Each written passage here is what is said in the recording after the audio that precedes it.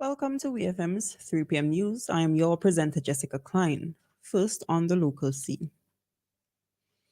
As part of its efforts to engage with stakeholders on pension reform and NIS benefits and service, the National Insurance Services, NIS, on Wednesday, November 15th, 2023, held a human resource HR professional consultation. An official release from the NIS disclosed that the event was well attended with over 35 businesses represented. The consultation provided HR professionals with an interactive platform to learn about the NIS benefits and services.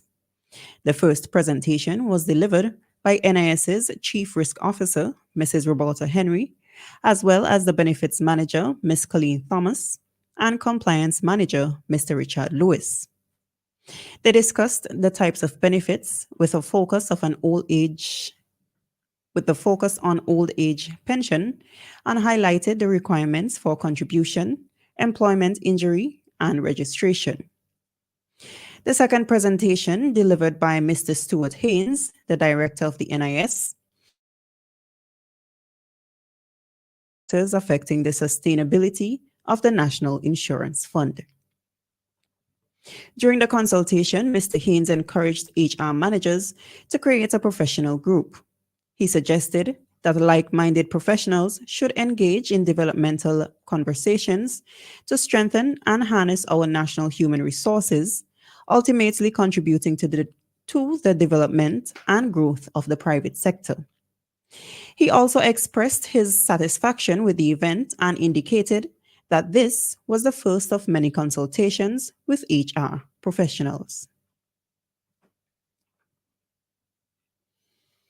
The government of St. Vincent and the Grenadines has initiated a plan to introduce certificates that ensure the absence of glyphosate in all food products produced and consumed within the country. This will apply to both local consumption and exportation. According to Minister of Agriculture Sabato Caesar, farmers in SVG face an unfair situation as they shoulder higher costs to maintain a food production system that doesn't involve glyphosate. Meanwhile, other farmers use glyphosate without any consideration and sell their produce at rates similar to those set by Vincentian farmers. The ministry plans to hire Gold Standards Lab Inc. to conduct regular tests on imported fruits and vegetables beginning in 2024. They will oversee and assess pesticide residue levels in the products. Exported goods will also be assessed to ensure compliance with defined criteria and regulations. Minister Caesar urges all ministers of agriculture and health within the Caribbean community, CARICOM, to take this matter seriously and prohibit the use of glyphosate. It's worth noting that the government of SVG has already banned the use of glyphosate, the main active element in Roundup, a herbicide produced by Monsanto.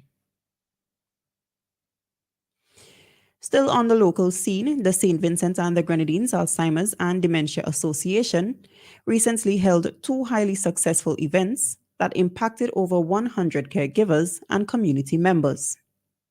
The caregiver program, held on Tuesday, November 21st, 2023, included paid and unpaid family caregivers who underwent valuable training that covered critical topics such as dementia definition, identifying warning signs, pharmacological management, and legal aspects related to dementia.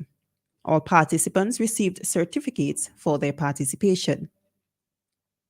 The second event, a Community Awareness Day, was held on Thursday, November 23rd, 2023, with the aim to enlighten the public about dementia in an effort to reduce the stigma surrounding the condition and promoting measures to reduce risk factors. The presenters for the events were Dr. Glenna Brewster Glasgow, Dr. Marie Davis Blake, Dr. Desiree Providence, Mrs. Misha Cruikshank, and Mr. Maxwell Holder. The SVG Retired Nurses Association conducted blood pressure and blood sugar screenings during the Community Awareness Day, and nursing students administered cognitive screenings to attendees, providing valuable insights into their cognitive health. The Alzheimer's and Dementia Association remains steadfast in its mission to raise awareness about dementia, support caregivers, and foster a dementia friendly community. On the regional scene, the Prime Minister of Barbados, Mia Mottley, has been invited to become a member of the advisory board by former UN Secretary General and current chairman of the board of the Global Center on Adaptation, GCA, Ban Ki moon, and the GCA's CEO, Patrick Vorkoyen. Vorkoyen. In accepting the invitation, Motley expressed her commitment to working with the GCA to ensure governments engage more urgently to fix the broken financial system and fulfill their commitment to double adaptation finance by 2025. Ban Ki moon praised Motley's work on the Bridgetown Initiative, which aims to reform the global financial system to finance climate resilience and the attainment of the Sustainable Development Goals. Meanwhile, Professor Patrick Verkoyen highlighted the importance of investing in climate resilience, noting that the economic cost of climate disasters in developing countries could reach as much as $580 billion annually by 2030. The Global Center on Adaptation, GCA, is an international organization that operates from Rotterdam, the Netherlands, and works with public and private sectors to accelerate action and support adaptation solutions. In an effort to counter the eroding quality of life caused by violence in Jamaica, Prime Minister Andrew Holness has announced plans to create a new ministry that will be solely dedicated to addressing the issue. The Prime Minister revealed this at the public session of the Jamaica Labour Party's JLP 80th Annual Conference in St. Andrew, where he acknowledged that Jamaica is not at war, yet its homicide rate is comparable to countries in a state of war.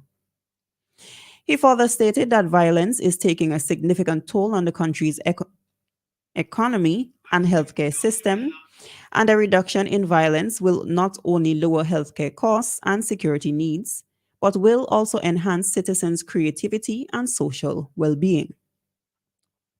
In his address, the Prime Minister emphasized the need to engage all individuals in the democracy, stating that they are a crucial part of the country's development. He also reassured diplomats of Jamaica's commitment to its treaty obligations and relationship with the international community. The new ministry, which may be called the Ministry of Peace and Human Development, would focus on reducing the level of violence in the society and promoting peaceful coexistence among citizens.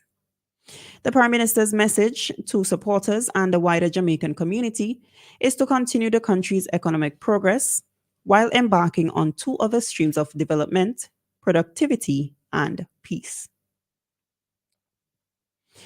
Finally, on the international scene, 6 adolescents from France between the ages 13 and 15 are currently standing trial for complicity in the murder of Samuel Paty, a teacher who was beheaded in 2020 by a Chechen refugee. The students are alleged to have pointed out the teacher to the perpetrator and could potentially face up to 2.5 years in prison if found guilty. Among the accused is a 13-year-old girl who was suspended from school before the murder for reasons unrelated to the case. She is further accused of making false allegations against the teacher, claiming that he asked Muslim students to leave the class, which led to a social uproar calling for his dismissal. 18-year-old Chechen Abdullah Anzorov is believed to have been prompted by these videos to travel to the school and murder the teacher. 5 other suspects allegedly helped him identify Paty at the school in exchange for payment. 2 friends of Azan Anzorov are also accused of complicity in the terrorist murder, which one is accused of accompanying him to buy weapons and the other of driving him to the school. A second trial will take place next year for 8 adults accused of complicity in the murder, including the father of the 13-year-old girl involved in the case.